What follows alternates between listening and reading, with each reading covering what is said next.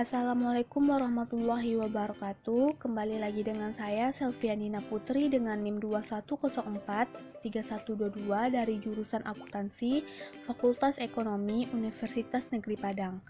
Tujuan untuk video saya yang kelima ini adalah untuk memenuhi tugas kelima saya dari mata kuliah Hukum Bisnis dan Regulasi, yaitu dengan dosen pengampu saya Bapak Dovi Septiari SE, MSc AK. Pada video yang kelima ini, saya akan menjelaskan materi yang mengenai merger, akuisisi, konsolidasi, dan separasi. Nah, pada materi yang pertama, saya akan menjelaskan yaitu tentang merger. Yang pertama, definisi mengenai merger. Pada poin yang pertama, pengertian merger. Apa sih merger itu?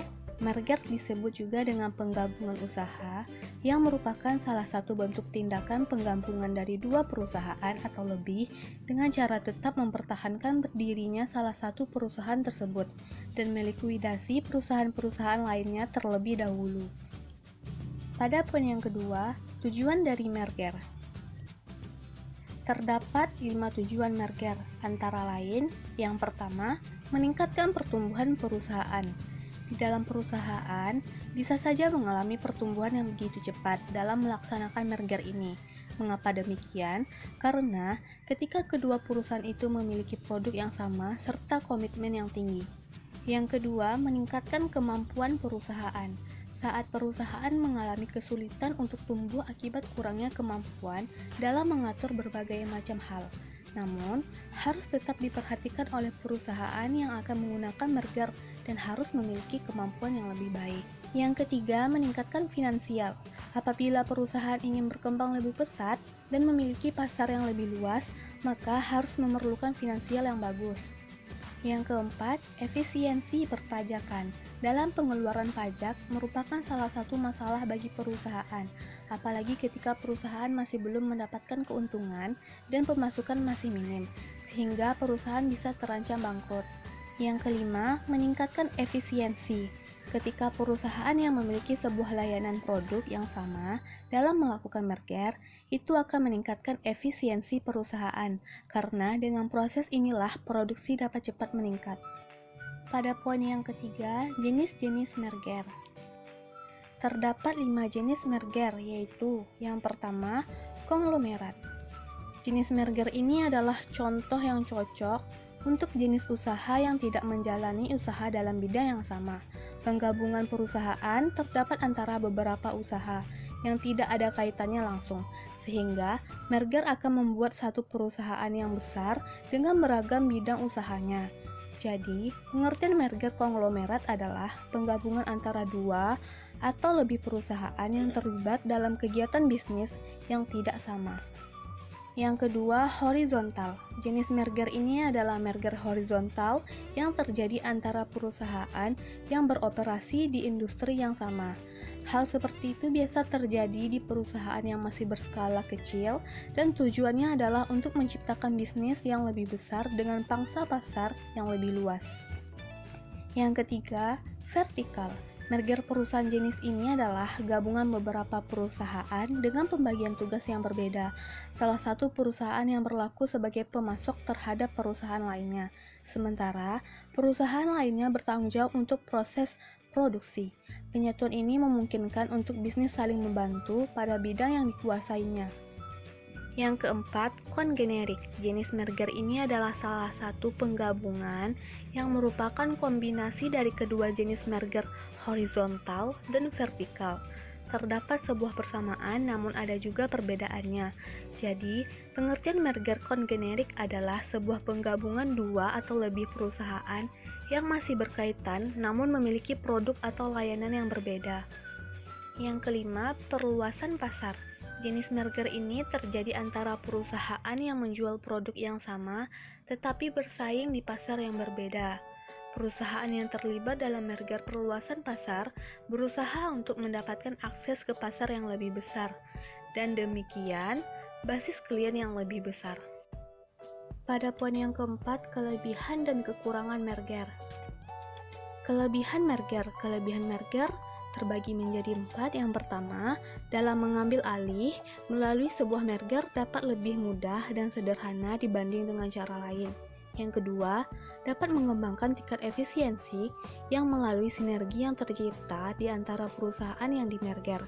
Yang ketiga, mampu meningkatkan portofolio jasa yang ditawarkan yang dapat berakibat pada bertambahnya sumber pendapatan bagi perusahaan. Yang keempat, dapat memperkuat dan meningkat daya saing perusahaan, dan lain sebagainya. Kekurangan merger terbagi menjadi 3. Yang pertama, dapat menimbulkan polemik baru. Yang kedua, pada biaya operasional yang paling utama dalam jangka pendek, akan semakin meningkatkan sebagai penyebab dari proses penggabungan usaha. Yang ketiga, adanya perbedaan setiap budaya organisasi atau corporate culture dan latar belakang, sistem serta prosedur yang diterapkan di masing-masing perusahaan yang selama ini akan memerlukan penyesuaian dengan waktu yang relatif lama dan sebagainya. Pada materi yang kedua, saya akan menjelaskan tentang akuisisi. Yang kedua, definisi mengenai akuisisi. Pada poin yang pertama, pengertian akuisisi.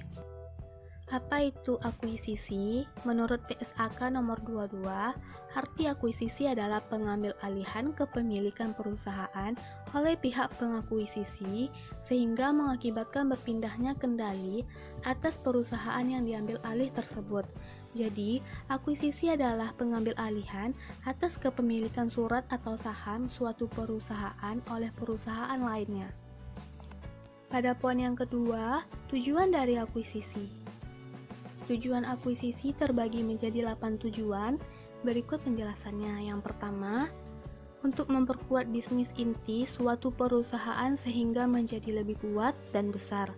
Yang kedua, untuk meningkatkan keuntungan atau nilai tambah perusahaan yang ikut dalam proses akuisisi.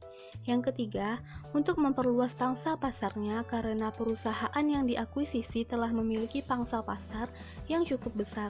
Yang keempat, untuk memperoleh akses pada teknologi baru atau lebih baik pada perusahaan yang menjadi objek pengambil alihan. Yang kelima, untuk memperoleh hak pemasaran atau hak produksi yang belum dimiliki. Yang keenam, untuk mendapatkan kepastian atas pemasokan bahan baku yang kualitasnya baik yang dipasok perusahaan objek akuisisi. Yang ketujuh, untuk melakukan investasi atas keuangan perusahaan yang berlebih dan tidak terpakai. Yang kedelapan, untuk mempertahankan sebuah kontinuitas bisnis. Pada poin yang ketiga, manfaat dari akuisisi. Terdapat 6 manfaat akuisisi. Yang pertama, dapat investasi yang menguntungkan. Yang kedua, menghemat waktu dalam memasuki bisnis baru karena tinggal mengembangkannya atas saham yang telah diambil alih. Yang ketiga, mengurangi suatu tingkat persaingan dengan membeli beberapa badan usaha guna untuk dapat menggabungkan kekuatan pasar dan pembatasan persaingan. Yang keempat, mendapatkan infrastruktur dalam mencapai sebuah pertumbuhan yang lebih cepat. Yang kelima, menguasai sebuah pasokan bahan baku dan bahan penolong. Yang keenam, menyediakan managerial skill, yaitu adanya sebuah bantuan manajerial mengelola aset-aset badan usaha. Di poin yang keempat, kelebihan dan kekurangan akuisisi. Kelebihan akuisisi terbagi menjadi 2. Yang pertama, masih memakai nama lama, dan yang kedua, tidak diperlukan surat izin usaha baru. Dan kekurangan akuisisi terbagi menjadi 3. Yang pertama, kurang efisien. Yang kedua, mudah terjadinya duplikasi atau pemborosan. Yang ketiga, kepemilikan perusahaan berubah. Pada materi yang ketiga, saya akan jelaskan mengenai konsolidasi. 3. Definisi mengenai konsolidasi. Terdapat pada poin yang pertama, pengertian konsolidasi. Apa itu konsolidasi? Konsolidasi disebut juga dengan peleburan usaha yang merupakan penggabungan dari 2 perusahaan atau lebih dengan cara mendirikan perusahaan baru dan melikuidasi perusahaan-perusahaan yang ada. Pada poin yang kedua, tujuan dari konsolidasi. Ada 5 tujuan konsolidasi. Yang pertama, dengan mengkonsolidasikan, ukuran perusahaan akan lebih besar sebagai hasil dari merger. Dengan itu akan menguntungkan kedua belah pihak. Yang kedua, konsolidasi juga akan meningkatkan efisiensi kinerja dan perusahaan yang melakukannya. Yang ketiga, konsolidasi ini akan mengurangi jumlah pesaing yang telah menyelam di pasar. Ini akan secara otomatis mengurangi risiko persaingan dan meningkatkan keuntungan perusahaan. Memberikan keamanan tentang pengiriman, penjualan, dan distribusi yang akan diperoleh oleh perusahaan konsolidasi, karena jaminan yang disebutkan adalah sebuah perusahaan konsolidasi yang tidak perlu khawatir dalam kehabisan stok barang untuk proses produksi sampai penjualan. Yang kelima, diversifikasi produk atau jasa. Dengan peleburan baik produk dan jasa yang dihasilkan oleh perusahaan akan dengan mudah terdiversifikasikan. Poin yang ketiga, kelebihan dan kekurangan konsolidasi. Kelebihan konsolidasi yang pertama, memakai nama perusahaan baru. Yang kedua, menghilangkan polemik di masing-masing perusahaan. Kekurangan konsolidasi yang pertama, biaya lebih murah, dan yang kedua, diperlukan surat izin usaha baru. Pada materi yang keempat atau yang terakhir, saya akan menjelaskan tentang separasi. 4. Definisi mengenai separasi. Pada poin yang pertama, pengertian separasi. Apa itu separasi? Separasi disebut juga pemisahan. Yang pada pola pertama, separasi adalah suatu perbuatan hukum yang dilakukan oleh perseroan untuk memisahkan usaha yang mengakibatkan seluruh aktivitas dan pasifa perseroan beralih karena hukum kepada dua perseroan. Sedangkan pada pola yang kedua, separasi adalah lebih atau sebagian aktivitas dan pasifa perseroan beralih karena hukum kepada satu perseroan atau lebih. Pada poin yang kedua, kelebihan dan kekurangan separasi. Kelebihan separasi yang pertama masih memakai nama lama dan baru terdapat pada pola yang kedua. Yang kedua, perlu atau tidak perlunya surat izin baru terdapat pada pola kedua. Yang ketiga, tidak perlu program rasionalisasi. Sedangkan kekurangan separasi yang pertama, tidak memakai nama lama. Yang kedua, perlu surat izin baru. Yang ketiga, melalui program rasionalisasi. Sekian yang dapat saya sampaikan pada materi yang kelima ini. Apabila terdapat kesalahan dalam penyampaian, mohon dimaafkan. Saya ucapkan terima kasih atas perhatiannya dan saya akhiri. Wassalamualaikum warahmatullahi wabarakatuh.